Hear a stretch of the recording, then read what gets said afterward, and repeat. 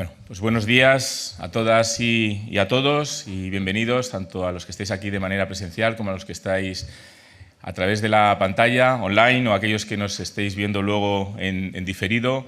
Bienvenidos, decía, a este curso que hemos titulado, este curso de verano del Campus Yuste 2024, que hemos titulado Reinventar Europa ante los desafíos actuales y futuros. Y bueno, esta segunda jornada la vamos a dedicar a la Europa de las ideas y las libertades, que es el título de la primera conferencia que tenemos, a cargo de la profesora Teresa Freixes San Juan. Ella es catedrática de Derecho Constitucional y catedrática Jean Monnet ad personam, vicepresidenta de la Real Academia Europea de Doctores y doctora honoris causa también por la Universidad de Las Palmas de Gran Canaria, además de experta del programa de asistencia jurídica para los países del Este del Consejo de Europa.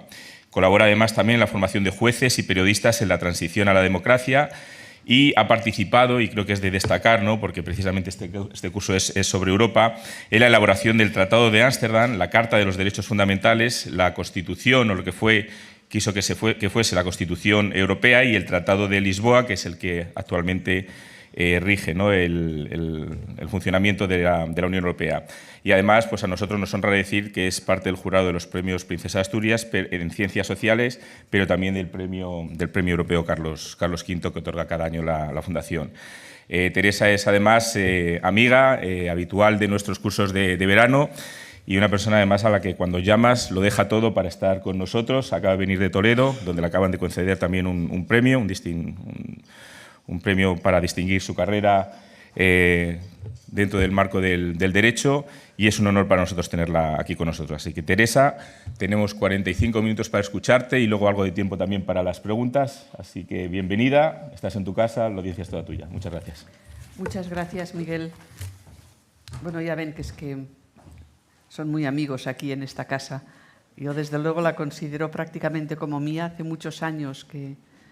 ¿Cuántos años hará? No lo digamos porque nos hace viejos, que colaboramos, y la verdad este marco es incomparable, y los cursos que se organizan aquí son realmente cursos muy interesantes y de muy alto nivel, tanto por los ponentes que vienen como por los alumnos que participan. Quiero agradecer también al director que otra vez podamos volver a estar aquí. Ya sé que también tiene mucho trabajo y se tiene que ir, ¿no? Pero decir que no hace falta que se quede porque todo lo que yo voy a contar ya se lo sabe perfectamente. Y bueno, pues voy a ver si consigo explicarles un poco en qué momento estamos y qué es lo que puede pasar con distintas cuestiones en Unión Europea en estos próximos tiempos, que son realmente tan complicados, porque estamos viviendo una de las etapas más difíciles, no solamente a nivel de la Unión Europea, sino también a nivel de muchos de los Estados miembros. Cerramos la anterior legislatura a partir de la realización de una conferencia sobre el futuro de Europa, en la que pues se habían puesto bastantes esperanzas para ver cómo podíamos evolucionar y qué aspectos se podrían de alguna manera pues reforzar o cambiar, pero nos pilló en plena pandemia. Y entonces, en vez de poder hacer una conferencia como se tenía que hacer, ¿no?, con grandes debates presenciales, movilizando a la población europea, que se pudieran haber hecho audiciones en Bruselas como se pretendía y tal, pues hubo que hacerlo prácticamente todo telemáticamente. Se creó una plataforma que automáticamente traducía a todos los idiomas de todos los Estados miembros, pero claro, no es lo mismo tener que hacerlo así a poder hacerlo de una manera ordinaria como se habían hecho anteriormente algunas conferencias, la verdad menos ambiciosas que esa, pero habían tenido lugar. Y la conferencia realmente pues abrió dos oportunidades que no se cerraron del todo bien. Por una parte, pues se quería revitalizar el vínculo de la sociedad civil con el proyecto europeo, porque es muy necesario. Creo que han estado hablando de identidad europea, de si existe, si no existe, si nos sentimos europeos.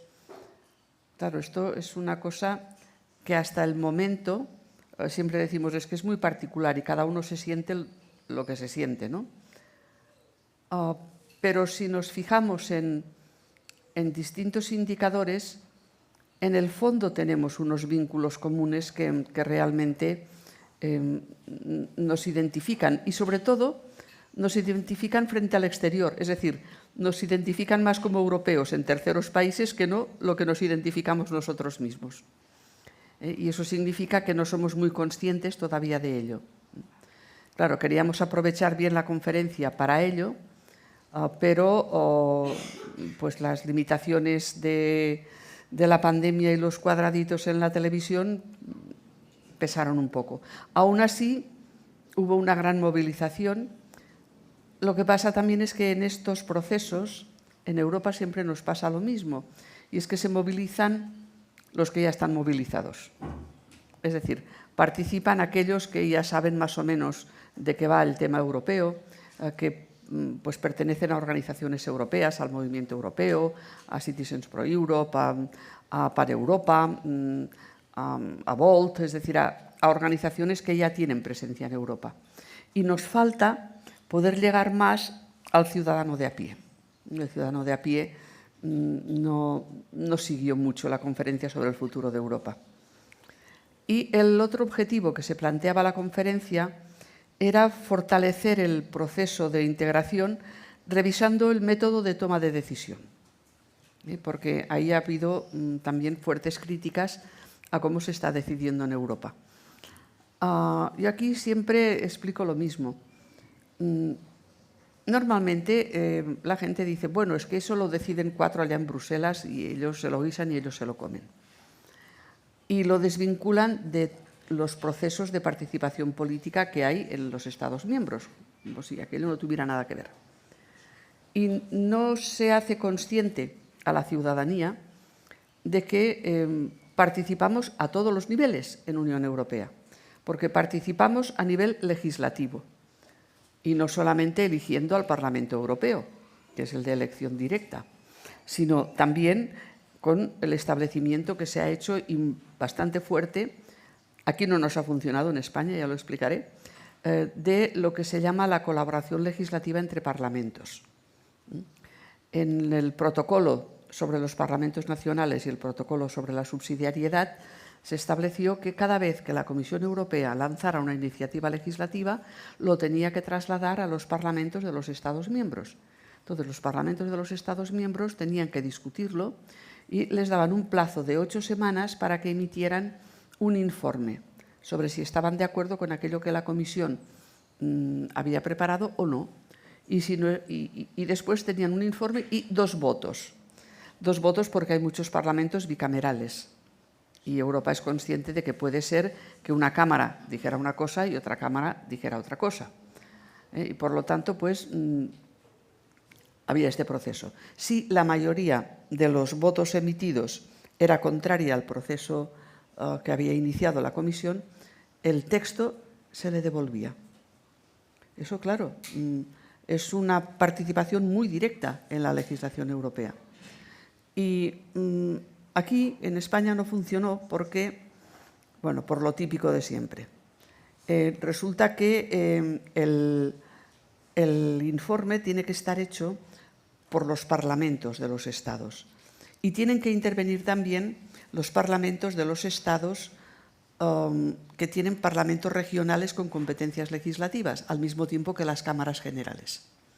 Entonces había que articular de qué manera los parlamentos de las comunidades autónomas se coordinaban con Congreso y Senado, la Comisión Mixta Congreso y Senado, que es la encargada de realizar estas cuestiones, y a partir de ahí emitir el informe. Bueno, yo ya reconozco que 8 semanas es un periodo de tiempo excesivamente corto. No hay manera de poder articularlo con garantías. Pero es que resulta que algunos parlamentos dijeron que ellos no se querían coordinar de ninguna de las maneras con el resto y que en todo caso ya dirían lo que les parecería. Con lo cual fracasó. Así como en Alemania, que también tienen una cantidad de Länders más o menos como nuestras comunidades autónomas, allí siempre ha funcionado, porque es el Bundesrat el que canaliza a los Länder para poder articular toda esta serie de cuestiones y emiten religiosamente sus informes.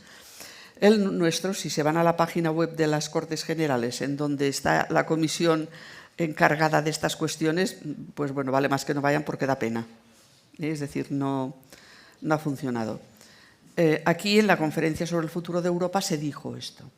Hay que revisar este mecanismo de la alerta temprana, pues primero para convencer que hay que participar en ello, porque es muy importante. Se trata de poder vetar las propuestas de la Comisión y poderlas vetar de una manera razonada, no porque no quiero, sino con un informe. Y por otra parte, pues se trata también de esta manera de intentar acercar más la elaboración legislativa de la Unión Europea a la ciudadanía, que eso también es muy importante. Y se la acercaría mucho más si se tomara conciencia pues, en todos los parlamentos nacionales y regionales de cómo se está elaborando cualquier norma europea, porque eso redundaría en que una vez que ya hubiera sido adoptada la norma, ya todos tendrían conocimiento de su contenido y sería mucho más fácil su implementación, su puesta en práctica. Si había que transponerla, si era un reglamento, es decir, hubiera ido muchísimo mejor. Eso no se pudo hacer. Claro, también participamos a nivel de Consejo. En el Consejo tenemos a los gobiernos que emanan de los parlamentos normalmente. Es decir, que hay una traslación de lo que es la voluntad popular en un Estado que a través del Parlamento elige a sus jefes de gobierno y después estos jefes de gobierno se reúnen en el Consejo que es el Consejo Legislativo, y ahí también hay una participación política, aunque menos vinculada a lo que es la actividad poblacional de la ciudadanía, ¿no? Pero eso también existe. O el Consejo Europeo, la gran representación de los jefes de Estado y de Gobierno. Claro, hay que entender que no es que la integración en Europa nos haya privado de soberanía, que es una de las acusaciones típicas que se hacen contra la Unión Europea, que la Unión Europea nos ha privado de soberanía, que la hemos cedido y que por lo tanto ya no tenemos poder de decisión sobre las cosas. Bueno, todo lo contrario. Voy a explicar lo que cuenta Felipe González al respecto. Dice, por ejemplo, cuando discutíamos sobre si íbamos a tener el euro o no íbamos a tener el euro, nuestra moneda patrón era el marco. Y eso lo fijaba el Banco Alemán y ahí no teníamos nada que decir. Por lo tanto, estábamos a la rueda del marco. Dice, en el euro, yo, decía Felipe, decido con los otros qué pasa con la moneda. Es decir, ejerzo mi soberanía allí. Y entonces hay que intentar cambiar un poco el chip. No es que hayamos cedido la soberanía y la hayamos perdido, sino que lo que hemos hecho es crear un espacio de soberanía multinivel, en donde en aquellas cuestiones que hemos dicho que van a ser competencia de la Unión Europea, participamos en colectividad con los demás y no hemos perdido la soberanía, sino que la ejercemos y la tenemos que discutir allí. Y en aquellas otras que son competencia de los Estados, pues se mantiene la soberanía nacional, que es lo lógico. Esto a veces cuesta un poco de entenderlo, pero si no se entiende, tampoco se entiende bien qué es el proceso de integración europea. Hemos de pensar que cuando se empieza a crear, aunque se veía que eso quizás no llegaría nunca o muy tarde, pues se pensaba en unos Estados Unidos de Europa. Se desechó incluso el nombre por aquello de que, bueno, que no nos crean que somos colonia americana, ¿no? Pero, digamos, la idea era una Europa federal. Y es en esta lógica federativa, porque la palabra federal les asusta a muchos, es en esta lógica federativa que se producen todos estos procesos de toma de decisión. Entonces, en la conferencia sobre el futuro de Europa se plantearon toda esta serie de cuestiones, se hizo un informe por parte de la Comisión Mixta entre Comisión Europea y Parlamento Europeo, en donde todos los temas tratados pues, venían resumidos, Y, claro, luego venía la otra parte. ¿Cuántas de estas decisiones que había tomado la Conferencia sobre el Futuro de Europa podían ser operativas? Porque allí se discutió de todo. Y eso ha tenido que pasar filtros bastante severos. Por ejemplo, dictamen del Servicio Jurídico del Consejo, que tiene un informe muy elaborado al respecto. Y el dictamen también de los servicios jurídicos de la Comisión, para acotar en qué casos las conclusiones de la conferencia podrían desarrollarse sin demasiados problemas y en cuáles podría haber muchos problemas porque si se fuera más adelante, es decir, si se pusieran en práctica, habría que reformar los tratados. No es lo mismo poder hacer cambios que no impliquen reforma de los tratados que hacer cambios que impliquen reforma de los tratados. Es como en un Estado, ¿no?, en donde hacer cambios que no impliquen reforma constitucional puede ser más fácil. Bueno, a veces es imposible, pero eso ya son cuestiones internas. Y cuando hay que hacer reforma constitucional, claro, las mayorías, el procedimiento, todo es mucho más complicado y cuesta mucho más poder hacerlo. ¿Cuáles serían esos aspectos más importantes, los grandes ejes del debate europeo ante esta nueva legislatura? Porque por una parte hay una agenda europea al respecto y por otra parte pues esas conclusiones de la Conferencia sobre el Futuro de Europa. Los dos parten del hecho de que la Unión Europea se está haciendo cada vez más política. Cuando surgen las comunidades europeas era una mera coordinación económica y después poco a poco se han ido adoptando mecanismos jurídicos que han construido realmente una Europa más política. No es una Europa que sea un Estado, porque no pretende serlo, pero es una organización supranacional que tiene unas características muy determinadas. Las imbricaciones entre las instituciones europeas y los Estados miembros cada vez son más complejas.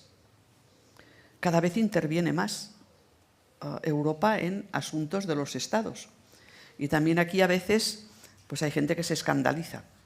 Por ejemplo, cuando últimamente la Comisión Europea ha intervenido de alguna manera como facilitadora en los acuerdos para la renovación del Consejo General del Poder Judicial y lo que es favorecer determinadas decisiones que ayudaran a despolitizar la justicia, bueno, pues hubo también reacciones escandalosas. ¿Qué hace la Comisión Europea ahí como si tuviéramos que estar tutelados por...? No, mire, es que la Comisión Europea en sus competencias interviene en todos los ámbitos, tanto para fijar el grosor de los tornillos de determinados mecanismos como para fijar los criterios de verificación del Estado de Derecho que también son de su competencia. Entonces es en aplicación de esas competencias sobre los criterios de verificación del Estado de Derecho que la Comisión Europea, ante el problema que han tenido distintos Estados miembros, pues ha intervenido para facilitar que las cosas cambiaran. Lo ha hecho en Polonia con un cierto éxito, lo ha intentado en Hungría sin ningún éxito y pues ahora en España estamos un poco en el impasse de ver cómo va a terminar este proceso, porque lo que hubo fue el acuerdo y ese acuerdo pues ahora tiene que desplegarse. Pero no es que la Comisión Europea intervenga como órgano de tutela, no, es que es normal que la Comisión intervenga en procesos internos cuando ella también tiene competencias en esos procesos internos. Es decir, es cada vez más complicada la interrelación entre Europa y los Estados miembros. Lógico, si su idea final es la de un Estado federal, lógico. En un Estado federal, la federación pues tiene mecanismos de articulación, de intervención con relación a los Estados federados. Bueno, pues es un poco en esta idea que se está trabajando. Por otra parte, también hemos de tener en cuenta que la pandemia nos ha impulsado mucho en esta línea más federativa. Parece mentira que hubiera tenido que suceder lo que sucedió para que se dieran cuenta de que había que reforzar las competencias en materia de sanidad, porque si no, hasta el momento en que no se llegaron a tomar las decisiones de centralizar las compras de material sanitario y de vacunas, la situación era muy grave. Yo no la viví en España, la viví entre Bélgica y Alemania, y estaba asombrada por las cosas que llegaron a pasar aquí. Estaba asombradísima. Es decir, eso de que se decretaran estados de alarma en los cuales no se pudiera circular por la calle. En Bruselas nos aconsejaban salir a tomar el aire y pasear, porque decían que eso favorecía las defensas y los niños a los parques, es decir, que no hubiera, eso sí, aglomeraciones, intentar guardar las distancias y tal. Pero esa restricción, que fue declarada anticonstitucional, claro, después, posteriormente, que hubo aquí, no funcionó allí. En Alemania tampoco. En Alemania lo que se hizo fue que los comercios, en vez de acceder al exterior, tú lo encargabas y ibas a recoger las cosas. Pero no los cerraron. Es decir, la actividad económica continuó. Es decir, parece mentira, pues, que hayan tenido que pasar estas cosas tan graves para poder detectar estas cuestiones y para poder reforzar también lo que es la cooperación entre los Estados. Porque yo estaba acostumbrada a ver de cómo funcionaban los trenes sanitarios, es decir, en el momento en que en una ciudad se habían colapsado los hospitales y había hospitales más despejados en otro sitio, pues el tren se iba al otro lado. O las ambulancias medicalizadas, los aviones medicalizados, sobre todo esas zonas de Centro Europa en donde es tan fácil cruzar fronteras. A mí misma me tuvieron que repatriar porque tuve un accidente y bueno, pues ningún problema. Pero fue una experiencia que nos demostró que Europa es más necesaria que nunca, porque los estados por separado era prácticamente imposible que pudieran hacer frente a lo que se tuvo que hacer frente.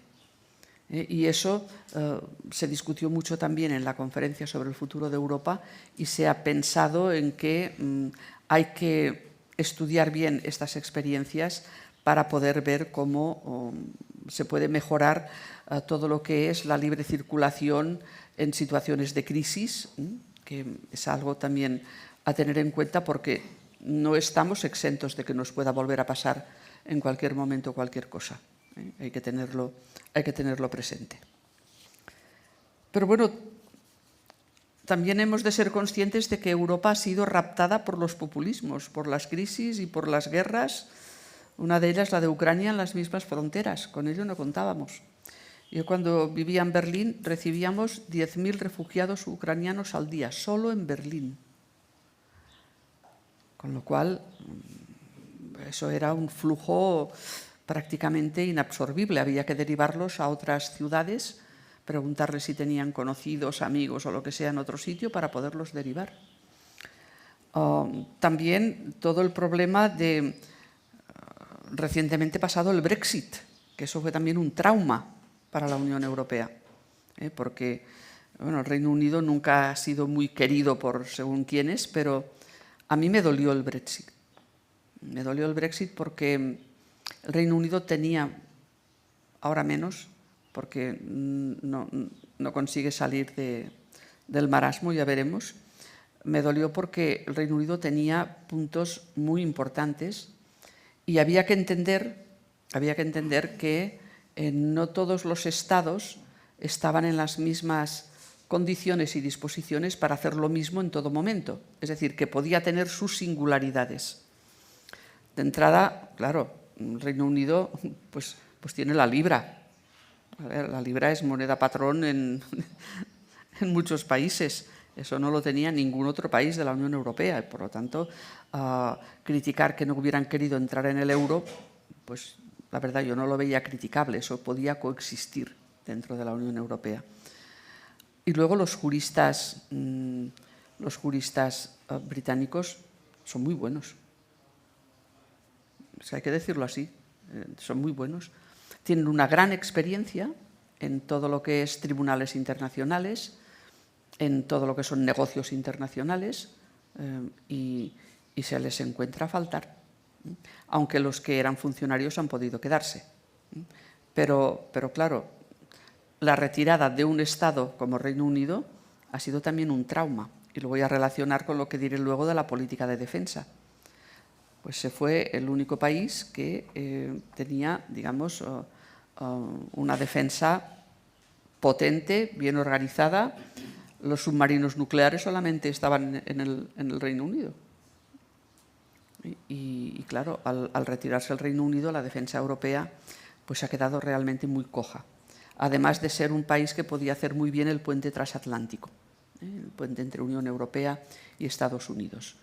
Con lo cual el Brexit ha sido un problemón inmenso. También los problemas del Estado de Derecho en Polonia y en Hungría, que han sido notables, sobre todo por el intento de control de los jueces, y que pues ha implicado que tuviera que haber una gran intervención de la Comisión Europea, sentencias del Tribunal de Justicia de la Unión Europea por intentar, pues, en fin, controlar a los jueces rebajándoles la edad de jubilación para quitarse de en medio a los que no fueran cómodos, intentar, digamos, cambiar los mecanismos de toma de decisión para dificultar que tomaran decisiones que no gustaran a determinados gobiernos. En Polonia, con el cambio de gobierno a Tusk, la cosa está cambiando y, por lo tanto, digamos, hay una situación que empieza a ser diferente. En Hungría no cambia nada y ahora estamos teniendo nosotros problemas parecidos porque en los informes sobre el Estado de Derecho que emite la Comisión Europea cada año, pues venimos siguiendo una línea descendente. Es decir, si éramos un país situado entre las democracias de mejores índices de calidad, en estos últimos años vamos bajando. Y yo me temo que el que va a salir dentro de nada nos va a dejar bastante mal parados, porque lo que ha ido sucediendo en España en estos últimos años, pues claro, se va a reflejar, y sobre todo en el año 23, y no veamos cuando después tengamos que hacer el del año 24. Cuando he estado en las reuniones de la Comisión Constitucional del Parlamento Europeo y de la Comisión LIBE y hemos tratado estos temas, se ha constatado pues, un criterio muy crítico respecto a la situación que tenemos en España. Vamos a ver si conseguimos reenderezarlo.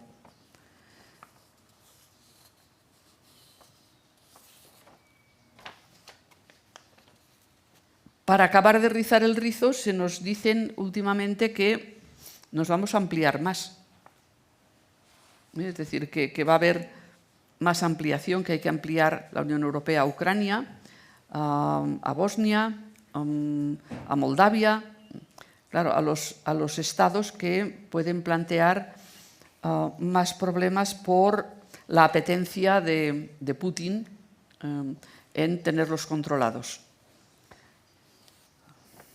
Yo no sé si la solución es integrarlos en Unión Europea, porque si ya la ampliación anterior ha sido muy difícil y no ha dado los resultados que hubiera tenido que dar por las prisas y porque el periodo transitorio no ha funcionado de una manera correcta, pues ahora forzar estas integraciones por motivos que son prácticamente políticos. No hay ahí otro tipo de razonamiento. Pues no sé, no me parece adecuado. Yo siempre defendí, pero desde antes del del propio Tratado de Lisboa, la integración a 2 velocidades.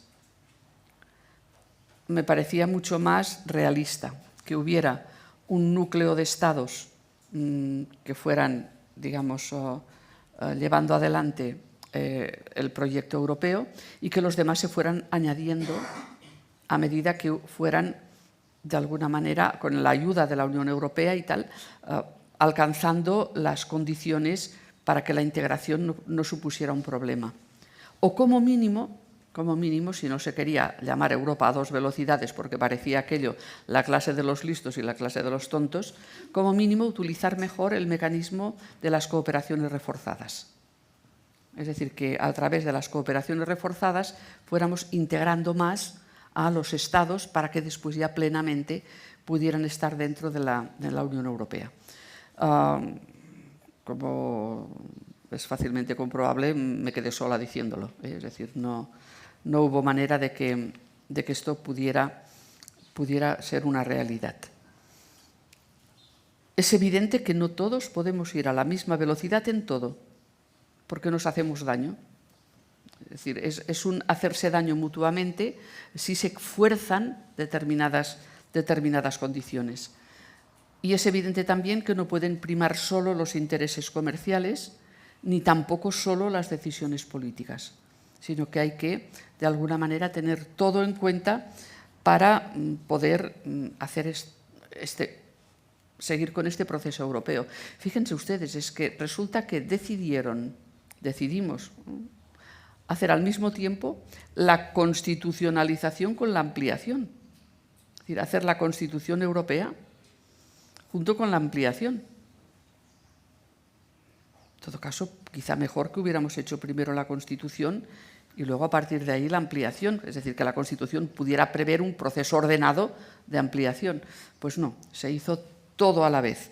Y eso yo creo que no ha sido un buen método. Por eso digo que las ampliaciones que ahora nos avanzan, que puedo entenderlas desde el punto de vista de lo que sería la empatía personal, ¿no? Puedo entender que hay que estar más cerca de Ucrania, más cerca de Moldavia, más cerca de Bosnia, puedo entenderlo. Pero una cosa es ir creando pues, ese tipo de vínculos o estados asociados o otro tipo de relaciones entre los estados antes de pensar en que vamos rápidamente a dar estatus de miembro de Unión Europea pues porque conviene políticamente.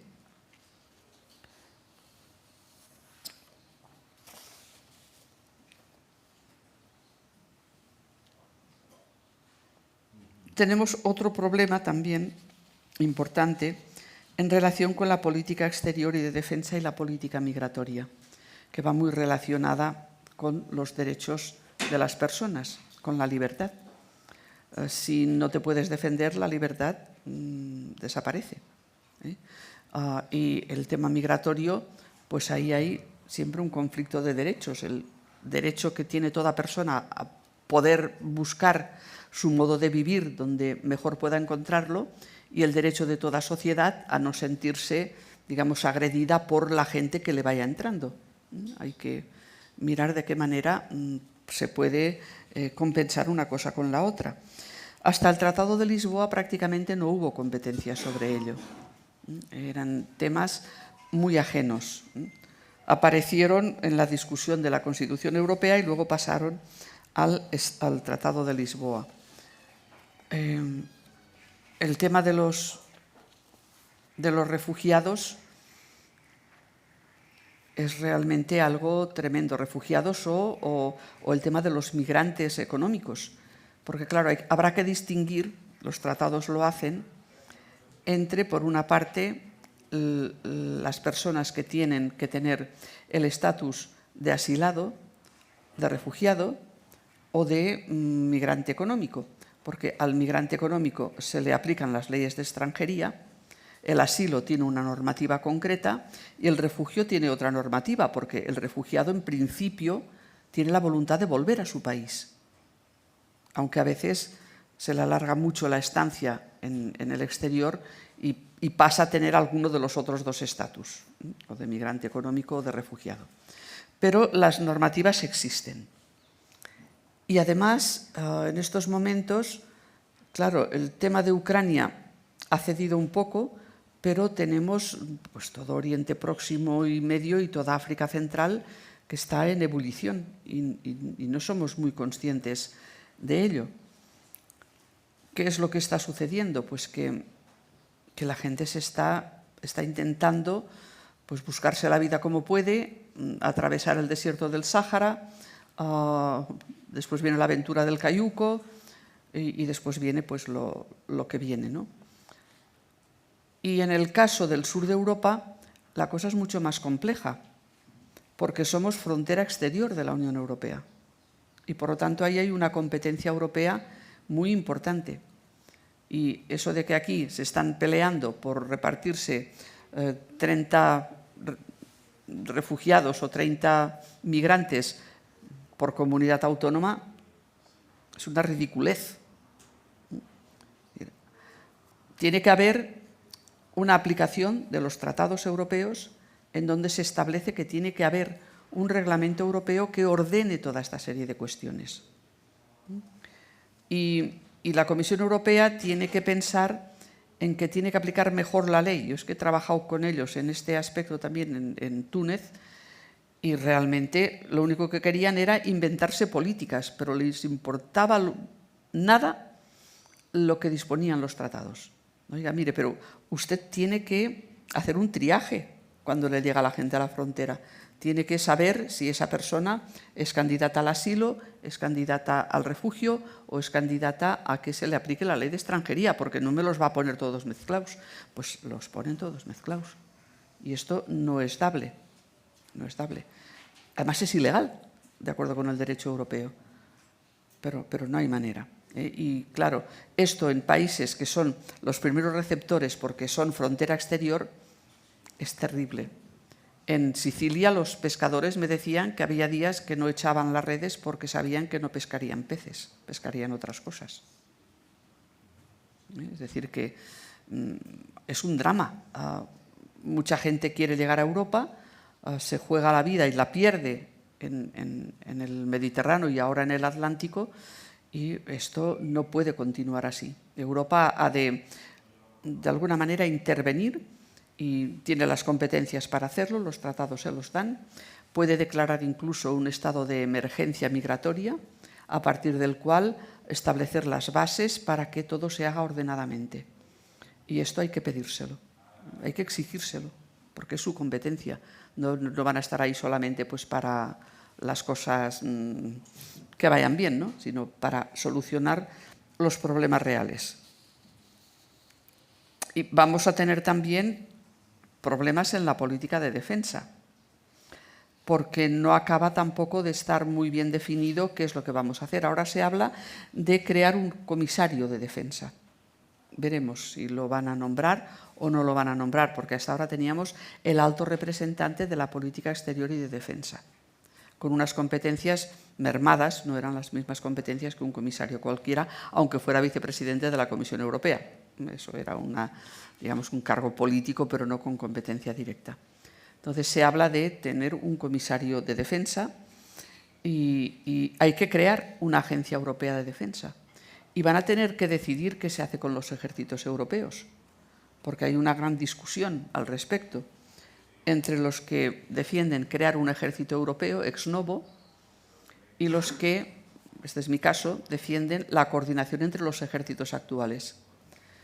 Con la coordinación entre los ejércitos actuales y la creación de unos cuerpos conjuntos que, digamos, sean los que dirijan la cuestión, seríamos el primer ejército del mundo, porque los ejércitos europeos son potentes. Entonces, no hace falta duplicar tantas cosas, sino que a veces con lo que tienes puedes llegar a establecer unos mecanismos importantes.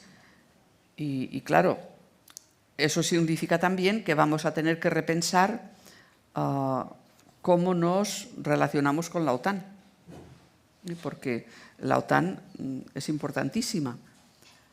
Y no sabemos lo que va a pasar en Estados Unidos en las próximas elecciones, porque hasta ahora Europa ha dependido en gran parte de Estados Unidos en su defensa. Y ahora resulta que la Unión Europea ha perdido el Reino Unido y puede perder también, o al menos disminuir mucho, la ayuda norteamericana de Estados Unidos para los temas de defensa. En este mundo tan complicado que tenemos, realmente me parece que es importante ser conscientes de que Europa tiene que tener una política de defensa, que se la tiene que pagar, es decir, porque defensa cuesta dinero, y hay que ser conscientes de ello, y que se la tiene que articular de la mejor manera posible, porque la va a necesitar.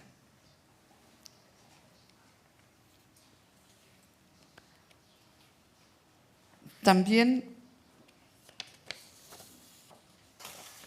la defensa del Estado de Derecho es uno de los temas que más surgió dentro de la Conferencia sobre el Futuro de Europa y que está de lleno en la agenda europea.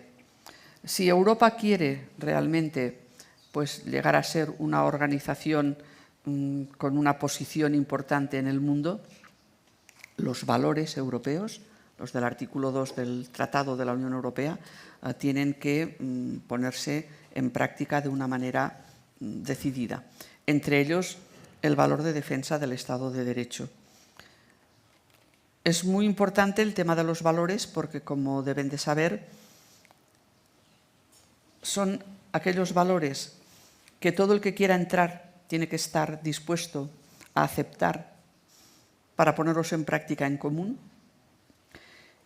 y cuya infracción puede conllevar la aplicación de diversos mecanismos de sanción. No son valores, cuando estudiamos derecho aquí en España y hablamos de los valores constitucionales, son valores interpretativos en el fondo, pero no tienen una protección procedimental concreta. En cambio, en Unión Europea sí. En Unión Europea los valores tienen, por una parte, la protección del artículo 7 del Tratado de la Unión Europea, a partir del cual un Estado que se considere infractor o potencial infractor, pero seriamente un potencial infractor de valores, ese Estado puede llegar a ser objeto de un procedimiento complicado en que intervienen todas las instituciones y que podría comportar que perdiera su posición decisoria en las instituciones. Algunos recordarán que eso pasó en el pasado sin tener una base legal, una base jurídica, con Austria. En Austria llegó a la coalición gubernamental el grupo de Haider, un grupo xenófobo, y claro, ese grupo daba un cierto temor de que las políticas de Austria dentro de Unión Europea pudieran tomar ese cariz de xenofobia y de racismo. No teníamos nada previsto en los tratados entonces. El Tratado de Lisboa no existía, no había un procedimiento de sanción. Teníamos nada previsto, pero el Parlamento Europeo, que siempre es muy imaginativo, se inventó de decir, bueno, pues a Austria la excluimos y por lo tanto sus diputados no van a poder votar, el comisario se va a quedar sentado en su silla y, digamos, vamos a tomarnos con calma esto que está pasando en Austria para ver qué es lo que sucede. Al cabo de 6 meses, visto que la entrada de un miembro del grupo de Haider en el gobierno no cambió la política de Austria en relación con la Unión Europea, le devolvieron, evidentemente, las funciones a Austria. Pero no había base legal. Ahora, ese invento del Parlamento Europeo es lo que originó ese mecanismo de sanción del artículo 7 de los tratados. Pero es un mecanismo que es muy complicado, porque también interviene el Estado infractor y al final resulta que para decidir la sanción tiene que haber unanimidad. Claro, el Estado infractor nunca va a votar, evidentemente, en su contra, va a ser muy difícil eso. Y entonces la Comisión lanzó lo que se llama el mecanismo preventivo, que es otro mecanismo distinto, un mecanismo más negociado, un mecanismo negociador, a través del cual lo que se hace es que, interviniendo también otras organizaciones como la Comisión de Venecia, el Consejo de Europa o tribunales constitucionales, expertos, etcétera, se intente reconducir a ese Estado infractor a la situación normalizada. Es lo que se ha hecho con Polonia, aplicar el mecanismo preventivo. Y últimamente, como claro, con la pandemia se vio la gran necesidad de dotar de grandes cantidades de fondos a los países para hacer frente, por una parte, a los gastos propios de la pandemia y luego a los gastos de la crisis originada por la pandemia, se ha vinculado la atribución de los fondos Next Generation al cumplimiento del Estado de Derecho. Es decir, que si no... veo que ya se me está acabando el tiempo. Que si no se está en línea en este punto, pueden ser retirados esos fondos, como le ha pasado a Polonia y a Hungría. Y, por ejemplo, pues a Polonia le fueron retirados, es decir, no les llegaron unos 300.000 millones y, además, les colocaron una multa de 1 millón de euros al día durante un año. Con lo cual, la situación pues, ha sido complicada. Bueno, pues el mecanismo del Estado de Derecho es realmente importante y ahí cada Estado pues, tiene que enviar sus informes a la Comisión Europea. La Comisión Europea los contrasta, busca también grupos, digamos, de expertos que puedan intervenir en estas cuestiones y se intenta con ello y se empieza a tener un cierto éxito para restablecer pues, esa situación que tendría que estar mejor organizada. Por último, me referiré a otra de las cuestiones que en defensa de derechos es muy importante y que sería el diálogo entre tribunales. Porque, claro, ese multinivel legislativo, de ejecutivos, etcétera, también existe a nivel de los tribunales. Y tenemos pues, los tribunales nacionales y, por otra parte, los tribunales europeos. Sobre todo el Tribunal de Justicia de la Unión Europea, pero también como colaborador el Tribunal Europeo de Derechos Humanos, que el Tribunal de Justicia de la Unión Europea en materia de derechos fundamentales se vincula a los criterios establecidos por el Tribunal de Estrasburgo. Entonces, el diálogo entre tribunales puede ser muy importante y fíjense todo el debate que tenemos actualmente en España sobre el planteamiento de cuestiones prejudiciales ante el Tribunal de Justicia a partir de la adopción de la ley de amnistía, que veremos si se plantean finalmente porque el Tribunal Supremo y la Audiencia Nacional han dicho que lo piensan plantear, pero todavía no están planteadas. ¿Qué significa este diálogo entre tribunales? Pues significa que hay que tener en cuenta que el sistema jurídico europeo es único y que al ser un sistema jurídico europeo único, formado por el derecho de la Unión y el derecho interno, la garantía también tiene que estar coordinada. Es decir, que tiene que haber algún mecanismo de cierre y de protección para que la defensa de los derechos pueda realmente funcionar. Y como veo que ya me cortan y me miran, así un poco inquisitorialmente, termino. Muchas gracias.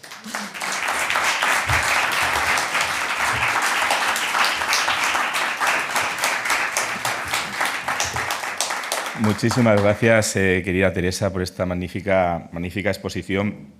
Siento hacer el papel de malo, pero alguien tiene que hacerlo, lamentablemente, y me ha tocado a mí. La verdad que ha sido extraordinaria.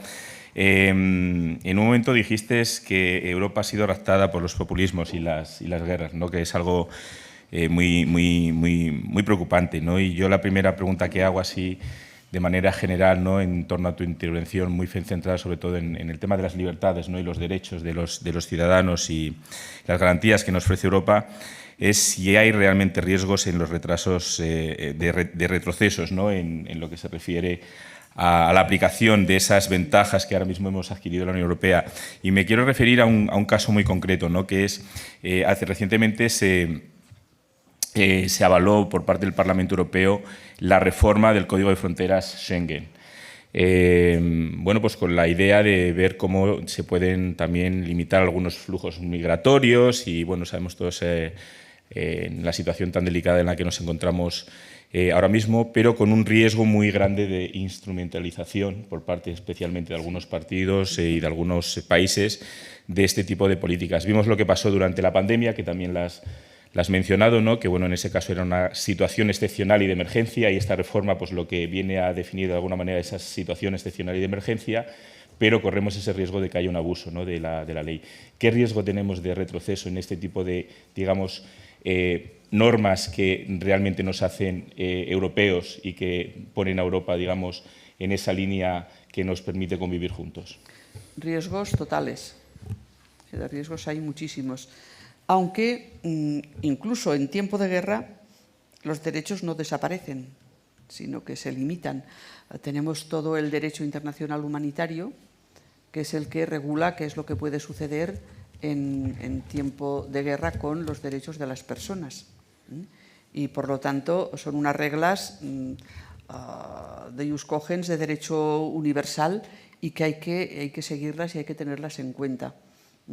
Esto lo podemos comprobar, pues, bueno, comprobar cómo se va vulnerando continuamente, tanto como es en todo el tema de la guerra entre Hamas e Israel o en el tema de la guerra de Ucrania.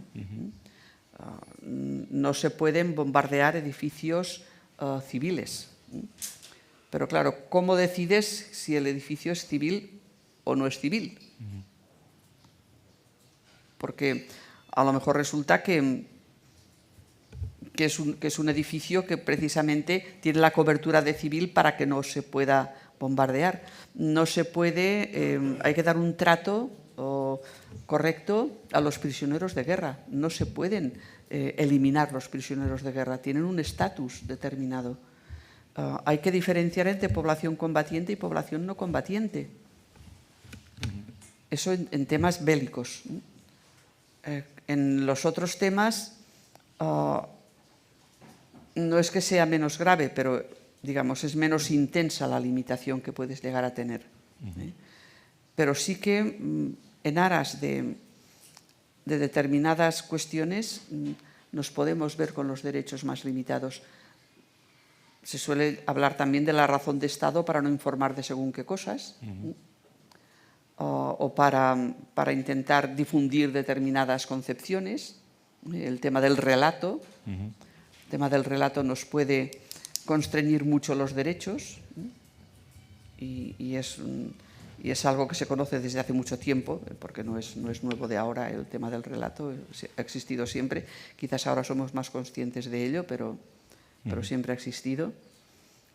Y después también todo el tema de que si tienes que dedicar mucho dinero a los temas de defensa y tienes que dedicarlo, pues mucho cuidado, porque ¿qué hacemos con los temas sociales que también necesitan mucho dinero? Es decir, ¿cómo se puede equilibrar la necesidad de que tengas hospitales en condiciones, las escuelas en condiciones, las universidades en condiciones, la seguridad social en condiciones, y que además tengas un ejército que esté presto a poder intervenir en un momento determinado si se necesita? Es muy complejo todo esto, porque los derechos, claro, son también complejos ellos, no solo los de libertad, sino también aquellos que te permiten ejercer la libertad, porque la libertad sin la seguridad, sin el apoyo social que puedas llegar a tener, es muy difícil de ejercer. Muchas gracias. Tenemos el tiempo para debate. Veo ya algunas manos levantadas por aquí, 3 por lo menos, 1, 2 y 3. Vamos dando la palabra, os presentáis por favor y lancéis la pregunta. El mismo, sí, lo tenéis. En cuanto hable se activa. El número 1. Mira a ver si tiene un botoncito ahí que arriba, al lado del... Hay un botoncito para arriba. Sí, a ver. ¿Sí? Ahora ya. ¿Sí? ¿Se me oye? Sí, se oye, sí. ¿Ahora? Sí. ¿No?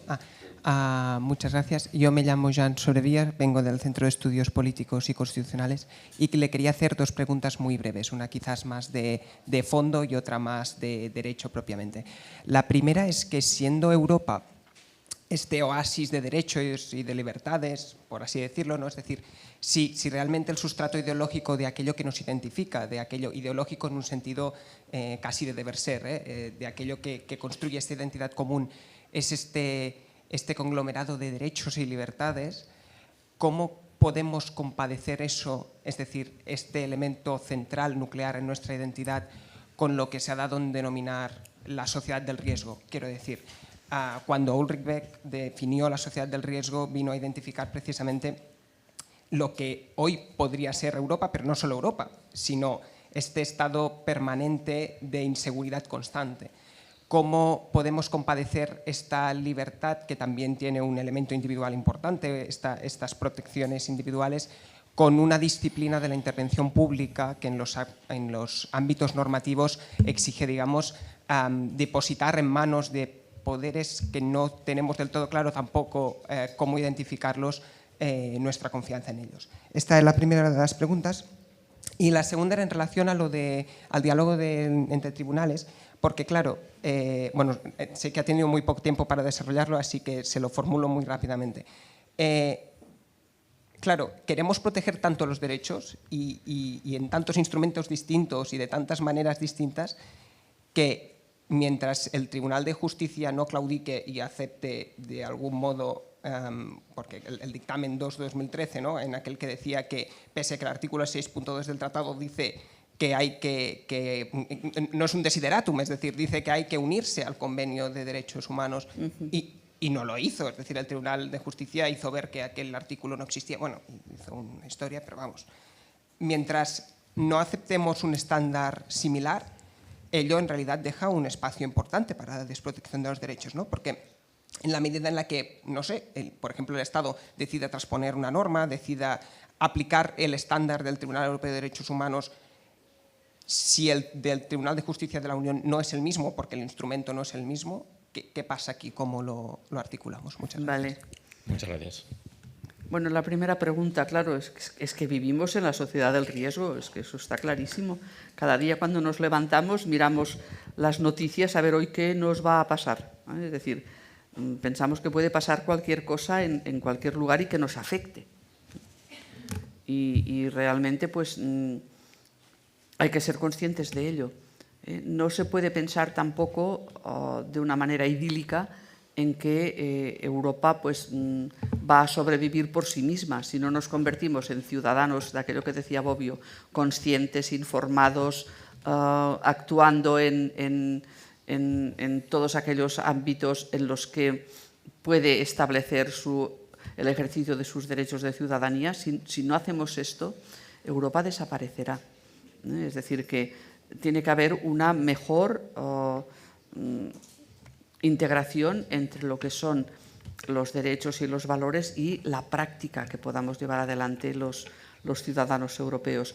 Hay que dar conocimiento de todo ello. Somos el único país, además aquí en España, esto es una desgracia, que no enseñamos a nuestros jóvenes ni lo que es tener una constitución, sus instituciones, ni lo que es estar en Unión Europea y las instituciones europeas. Esto no se enseña sistemáticamente en las escuelas. Y eso tendría que enseñarse, porque es lo que te permite pues, tener tu propia posición, tener una conciencia crítica, que es lo que los ciudadanos tendríamos que poder tener. Pero si no se nos acerca el instrumento de ese conocimiento, lo tenemos muy difícil. Pues tenemos que conseguir que eso se haga, porque podría ayudar mucho a poder resistir en estas condiciones difíciles que vamos a tener que pasar, porque no va a ser fácil lo que va a venir a partir de ahora, ni muchísimo menos, y que por lo tanto sepamos un poco cómo encauzar los problemas, porque a veces solucionarlos no se puede, pero encauzándolos podemos ganar mucho. Eso por una parte. Luego, con el tema del diálogo entre tribunales, evidentemente no hubo acuerdo entre Estrasburgo y Luxemburgo para la adhesión al tratado y el reconocimiento de de la jurisdicción del Tribunal de Derechos Humanos.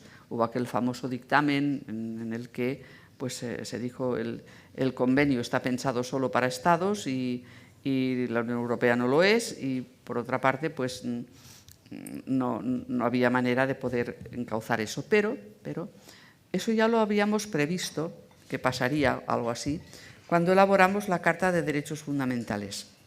Y en la Carta de Derechos Fundamentales tenemos introducida la cláusula del mejor estándar.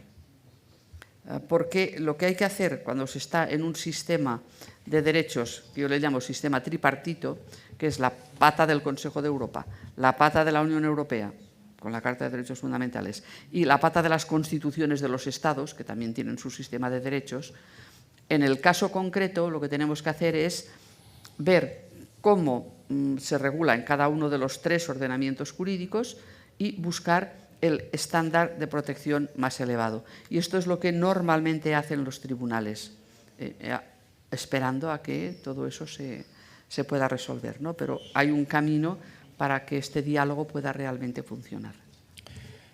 Muchas gracias, Teresa. Tenemos otra pregunta por aquí. Me van llegando también algunas online y tenemos otra por ahí. Vamos a intentar ser lo más concisos posibles, por favor. Buenos días, José Luis Márquez, Universidad Complutense. Bueno, lo primero, gracias por su exposición y yo vuelvo a los derechos fundamentales. Entonces, eso empezó el Niza, después la Convención, después la Constitución que no salió y llegamos a Lisboa, en lo que usted es especialista. Entonces, la pregunta va por la invocación. Desde el punto de vista de los ciudadanos, se utiliza lo que se llama el sistema pretoriano. Y entonces, pues bueno, lo que está claro es que la Unión no puede hacer nada que los países no quieran. ¿Es satisfactorio el sistema pretoriano? ¿Ve usted alguna forma, aunque la voluntad está en los países, no en la Unión, de que eso se supere? Gracias. Bueno, hay bastantes correctores del sistema pretoriano, porque evidentemente pues, cada vez más hay esa colaboración. La manera de poder superar el pretorianismo es reforzar la colaboración vertical y horizontal. Hacer que pues esos mecanismos de colaboración legislativa funcionen, que los mecanismos de ayuda entre Comisión Europea y Estados funcionen, que las relaciones entre los parlamentos funcionen mejor. A ver, el Parlamento Europeo creó toda un ala para que hubieran las representaciones de los parlamentos nacionales. Y tienen allí cada país destacadas a sus letrados o sus parlamentarios para poder recibir toda la información del Parlamento Europeo en tiempo real. Con lo cual, si resulta que no lo saben hacer funcionar, pues cambiemos a las personas que lo llevan, porque la estructura está preparada. Eso es así. Y es una lástima que no funcione mejor, porque la estructura la tenemos, la estructura, digamos, está montada y luego en la práctica pues, nos funciona bastante mal. También hay que pensar algunas cosas, y es que a veces los políticos tienen otra idea de lo que puede ser la Unión Europea, y no se dan cuenta de que la Unión Europea pues, lo que quiere ser lo tiene muy claro dentro de sus normas. Y a veces no les gusta mucho aplicar las normas. Yo recientemente tuve una discusión en la Comisión de Peticiones muy fuerte con una miembro de la Comisión de Peticiones, en donde me dijo que les dejáramos trabajar, que qué es eso de ir allí nosotros a hacer peticiones. Digo, oiga, mire, pero es que la Comisión de Peticiones está para que vengamos y hagamos las peticiones. Si no, ¿para qué tenemos la Comisión de Peticiones? No me diga que no tenemos que venir aquí a hacer peticiones. Ustedes ya decidirán después lo que hacen con la petición, que es su competencia.